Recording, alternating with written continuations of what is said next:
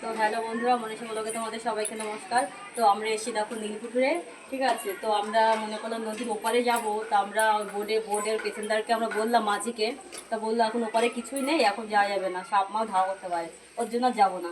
তো দেখো আমরা নীলপুকুরে এসেছি, যেখানে নীল চাষ হতো, দেখি ইংরেজরা ছিল এসব ঘরে, সেই সব ঘরগুলি দেখো, দূর থেকে দেখো।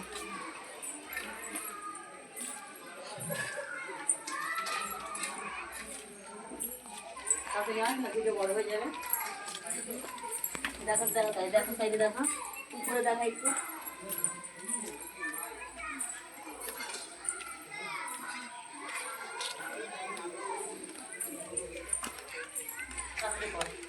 তো দেখো বন্ধুরা, আমরা এসেছি নীলকুঠিতে। তো কে কে এসছে অবশ্যই আমাদের কমেন্ট করে জানিও। আর কোথা দিয়ে কি যেতে আমরা জানি না, আগে একবার এসেছিলাম অনেকদিন আগে, ঠিক আছে। তো একটা ঘর ছিল উপরে, কোন জায়গাটায় গেছিলাম, কোন সিঁড়ি বেয়ে বেয়ে গেছিলো, সেই সিঁড়িগুলি নেই এখন, ভেঙে গেছে। তো একটা দরজা ছিল, সেই দরজাটা আর কি তালা খোলা যেত না, অনেকদিন আগে এসেছিলাম।